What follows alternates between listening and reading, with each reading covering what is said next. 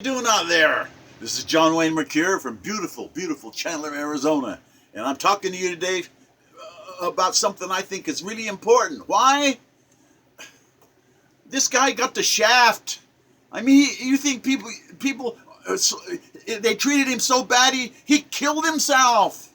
His name is Alan Turing. And I never even heard of the guy before. And that's what this sonnet is about. Sonnet number 1298. It's called, the sonnet's title is, this is a cyberspace tribute to Alan Turing. Alan Turing, I'm trying to honor you with this sonnet because you deserve a lot more than a sonnet. And he's out here with this sonnet right now. He's going to be out there forever.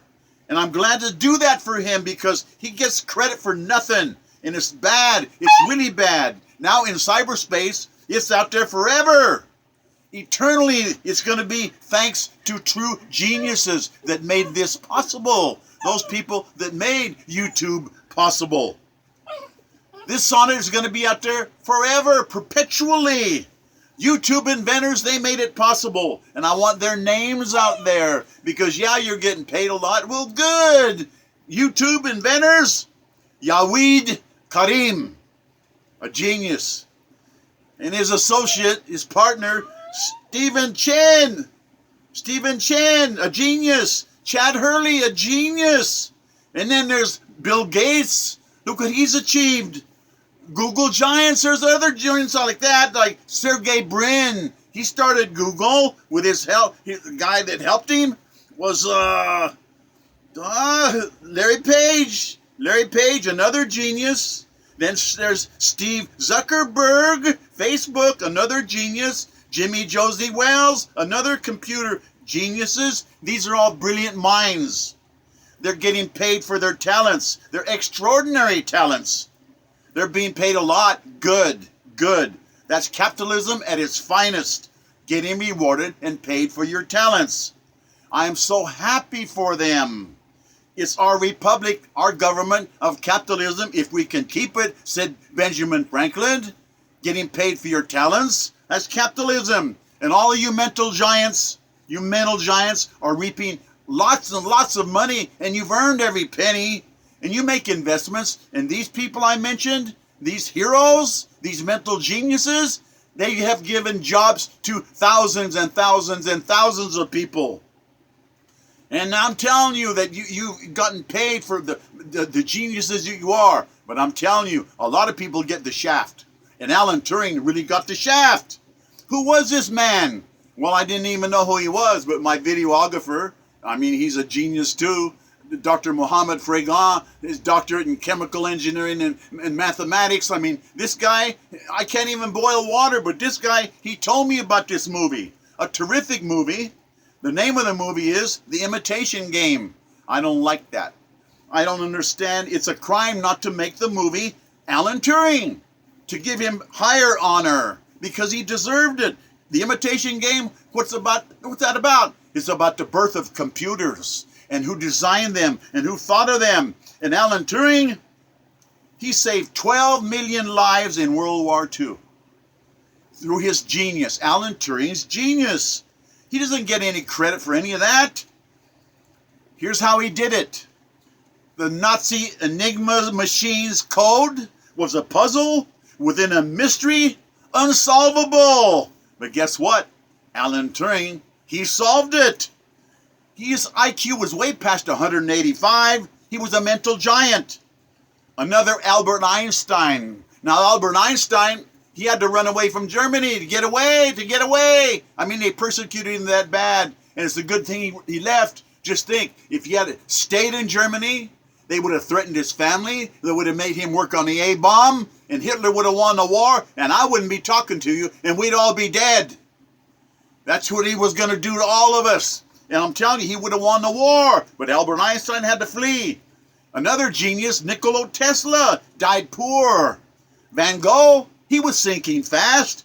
Nobody saw his starry nights. Here's something I hate. The words semper occultus. That's awful. It means forever secret.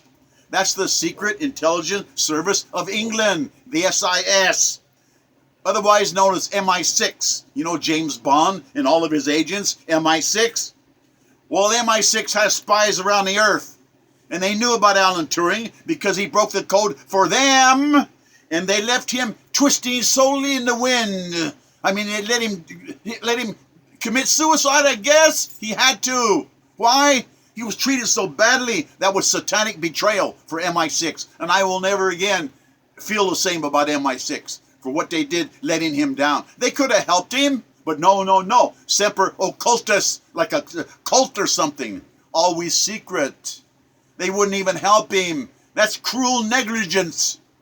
Well, they don't do it just to Alan Turing. William Tyndale was another genius. He was burned alive. William Tyndale, he was burned alive for translating scriptures. That's what his crime was. He was strangled until he was unconscious. That was a courtesy. We're going to give you a courtesy. We're going to strangle you until you're unconscious. And then we're going to burn you alive with his body twitching, his flesh burning, toasting, roasting. A grisly scene. Oh, how awful. And their Christian church congregation is all around laughing, joking, while he's being burned alive. It's just that bad the way we treat geniuses. Joan of Arc, she was a maiden, a warrior, true and brave. They burned her alive. Savage mob burning her alive. Just think, her sweet flesh burning, boiling blood aflame on fire. And she was only 19 years old. Well, those same people that put her to death and burned her alive, they made her a saint in 1920. That mob's consecration, making her a saint, they're so wickedly guilty. Oh, we burned you to death, but now, okay, we're going to make you a saint. We're forgiving you. You're a saint now. It's just awful. She was slain in bloodlust. Self-obsessed lunatics. Evil monsters. Those people that do that sort of thing to geniuses. I'll tell you what. The Indianapolis was a cruiser, a small battleship. And I always wondered at the time, they sent that battleship out with no escort, just by itself? Well, that's terrible because 900 of them were lost in the ocean. And I guess there was 1,197 in the crew. But when it went down with a Japanese torpedo, no escort, nobody to help them, nobody to fight back. Well, I'll tell you what, 600 men got eaten alive by sharks. And think about that. Eaten alive by sharks. Why? Because they weren't given any escort. They were abandoned there for 5 ugly days there in the ocean before they were rescued, the ones that were still alive. And the captain, his name is Charles McVeigh, they blamed him for everything. It wasn't his fault. The Japanese submarine commander, he testified, Hashimoto, I think was his name. He said it wasn't his fault. There's nothing he could have done. And they blamed him for everything. Charles McVeigh. Now, there's a real good movie, Indianapolis, starring Nicolas Cage, and he's a great actor. He doesn't get near the credit he's due. Well, I'm telling you this, Charles McVeigh, he killed himself. Why? Because of bad military jackals that were so wicked to blame him as a scapegoat for everything. It's always the song of the genius. He was a genius, Captain. He did his best. But you're going to be scorned. You're going to be pilloried. You might even get crucified. Nikola Tesla, I keep thinking of him. He died impoverished in a little lonely apartment in New York City. No money at all. Impoverished, a pauper. Nikola Tesla, one of the greatest geniuses that ever lived. You know what his crime was? He said, I can give free electricity to the world. Oh, no, we can't let him do that. We can't make any money off of that. And they shut him up. Well, that's what Atlas Shrugged is about. Somebody getting electricity free from the atmosphere. You know, it's Nikola Tesla. Somebody ought to look into that. I think if it's possible. He said it was possible. Well, he died with nothing because they robbed him. Greedy robber barons that were so evil. Well, Alan Turing, driven to commit suicide, treated so badly, he saw no way out. Vincent van Gogh, he went under. A genius, nobody even bought any of his paintings. He only sold one to his brother. And he couldn't see a way out. He couldn't even make a living. Nobody saw his art. Nobody saw his starry skies. It's really bad. He went under alone. Very few geniuses escape calumny, hatred. They get poisoned like Socrates. They get Gethsemane, knowing what's going to happen, a passion of being crucified. Well, I'll tell you what, life is short. And you guys are young, and I'm talking to you about these achievers now getting paid for their talents. And then I'm talking about geniuses like Alan Turing. That's a good movie. Everybody ought to watch it. I've seen it a couple of times. And every time I think, man, this guy got the shaft. He saved 12 million lives. And now they're going to put, I guess they're going to put his photograph, his likeness on a 50-pound British note. And they made some arrangements to give him more honors, but nothing could make up for his life, for being the genius he was.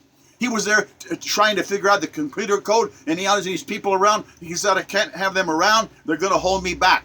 Exactly. He was that smart. He didn't need anybody around. He was another Einstein, and they let him kill himself because MI6, what's wrong with them? Always secret. You let that man in the wind hang by the neck, die, take cyanide. It's really sad. And this sonnet for him, I had to do this. Why? Because I didn't even know who he was. And that's wrong. I didn't know who he was, and that's so wrong. That there's a genius like that, and he died so desperate and alone that the fire was too much, and the fire's too much, and you can't take it anymore, and you got to have some kind of relief, and nobody understands that. I've been there. And you have to understand, life is too precious. And we let his precious life just dribble through our fingers without honoring him or helping him, or MI6 had a budget to help. I'm sick of that stuff about him not getting credit. Alan Turing. A lot of you guys out there have made it big with your computer. You're cowboys. Americans are cowboys. Well, you're cowboys with your minds, you guys that have done well. And your geniuses that got rewarded. But Alan Turing saved 12 million lives. Think about what that is. It's not just a number. That's human beings that he saved because he broke a code that nobody could break and never would have broken. And now computers are really Turing machines. Turing. Alan Turing. Thank you for listening. God bless us, everyone. Au revoir, mes amis.